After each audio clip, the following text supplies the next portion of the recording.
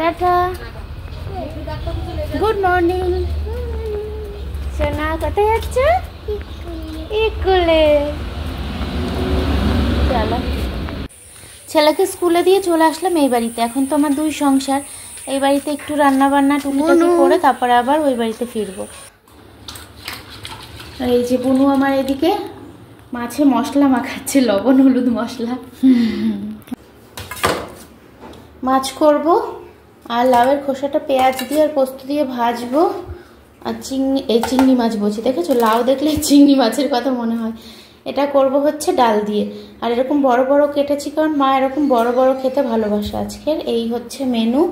আর এইদিকে কড়াইতে দিয়ে দিয়েছি হচ্ছে তেল।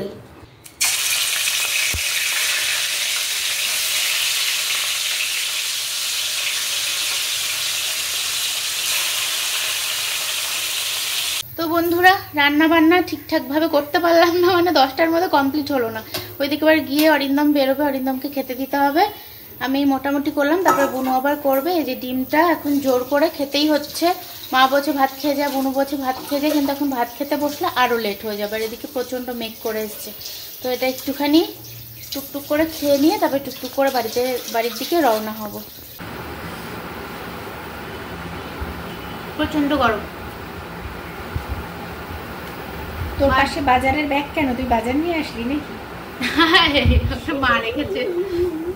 মাঝে মাঝে এমন লেট হয়ে যায়, মনে হয়েছে এখান দিয়ে যদি একটা দরজা থাকতো, দরজার মধ্যে পুরে দিতাম, পেটে চলে যেত।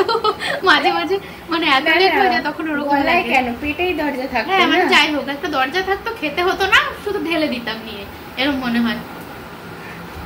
বুনু তুই একটুখানি খা। ফোন এসছে। কার ফোন? তোর। দাও ফোন দাও। ফুলগুলো একটু কালার করতে পারছি না আমার। হ্যাঁ থাকো, সাবধানে যেও। হ্যাঁ এই লিপস্টিক লেগে যাবে।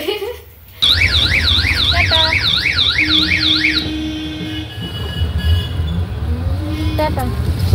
ওই সংসার ছেড়ে চলে আসলাম আবার এই সংসারে।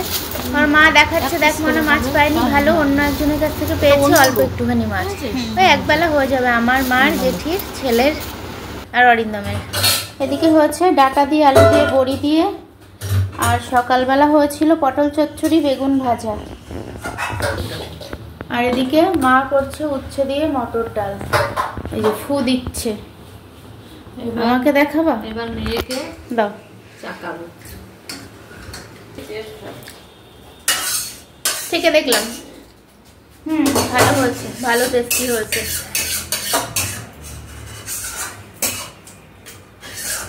এর মধ্যে নারকেল দিলে ভালো লাগে, উচ্ছে নারকেল দিয়ে করলে আর বেশি ভালো লাগে।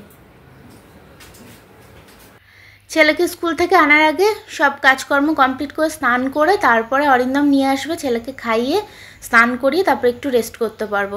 আমি এদিকে ঘর ঝাড় দিচ্ছি আর মা ওইদিকে মোছামুছি করছে। আর এখন যে দিদিটা আমাদের বাসন মাজতে আসে, আগের যে জেঠিটা করতো সেই জেঠি তো নেই, মার সাথে একটু ঝামেলা হয়েছিল, জেঠিটাকে ছাড়িয়ে দিয়েছে।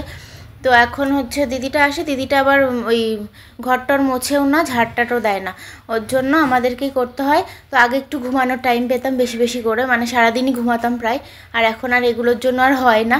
আর যারা আমরা ব্লগিং করি তারা তো তোমরা সবাই জানো যে কত কাজ থাকে। তো অনেক মানুষ ভাবে যে আমরা ঘুমিয়ে ঘুমিয়ে কাটিয়ে দিই হয়তো। বাবা একটা মেসেজ আসলো, বুনুর মেসেজ। তো যাই হোক, পরে দেখছি, এখন ভয়েসটা দিচ্ছি। জেঠি আবার উকি মেরে দেখছে যে আমি কি করছি। তো এখন এইদিকে ঝাড়টার দিয়ে নিয়ে ওইদিকে একটু কাচাকুচি আছে করে তারপরে স্নান করব। তার মধ্যে ছেলে আসারও টাইম হয়ে যাবে। সব কাজ কমপ্লিট করে বসার মজাই আলাদা, তাই না বলো? আমার আবার কাজ ফেলে একদম বসে থাকতে ইচ্ছা করে না। হ্যাঁ মনা গেছে। এদিকে জেঠিকে খেতে দিয়ে দিয়েছি। জেঠি এখনই ছুটবে হচ্ছে স্কুলে পড়াশোনা করতে। হ্যাঁ কি হয়েছে? ও জেঠির কলেজ আছে? হ্যাঁ জেঠি কলেজে যাবে।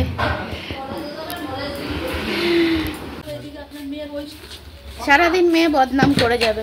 আমি আর আমার শাশুড়ি মা ঝগড়া করছি। গামছাই যে কাচতে নিয়ে এসেছি, এখনই দিচ্ছি।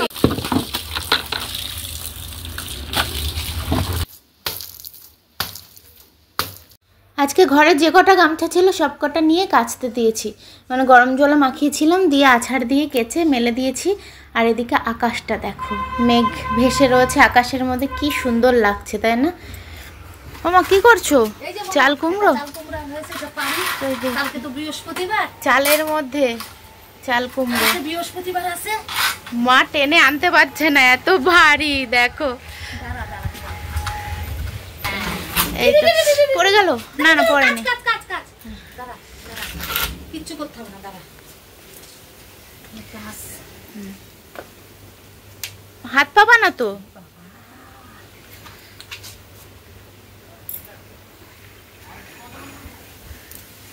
এই চাল কুমড়োর কালকে ওই সর্ষে দিয়ে পোস্ত দিয়ে করা হবে বড়া।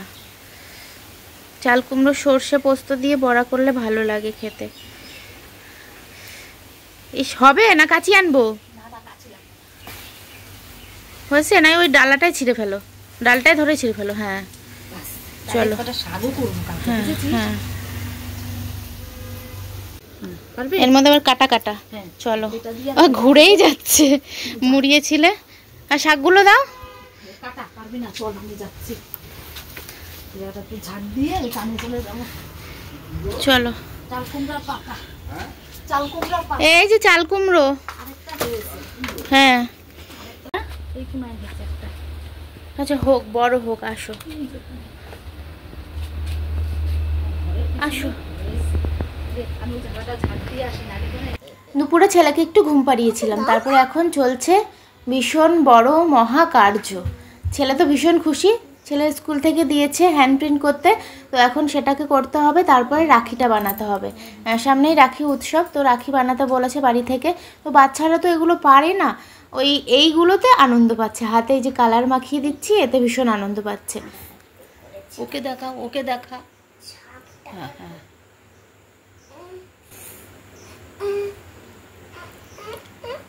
ওঠাও। কি হলো? এই তো হয়েছে। কিন্তু ভালো তো হলো না, আমার একটু রং দিয়ে তো করে দাও। কিচ্ছু হবে না, সারা জায়গাটা একটু একটু একটু ফাঁকা হয়ে গেছে না? চৈতালি গাঙ্গুলি। দাঁড়াও এবার এ বি হ্যাঁ H I are U P. সুন্দর হয়েছে, কিন্তু একটু গায়ে গায়ে হয়ে গেছে। দেখো আমার ছেলে লিখেছে চৈতালি গাঙ্গুলি বানান আর অভিরূপ বানান, উল্টে দেখাতে পাচ্ছি না। এই যে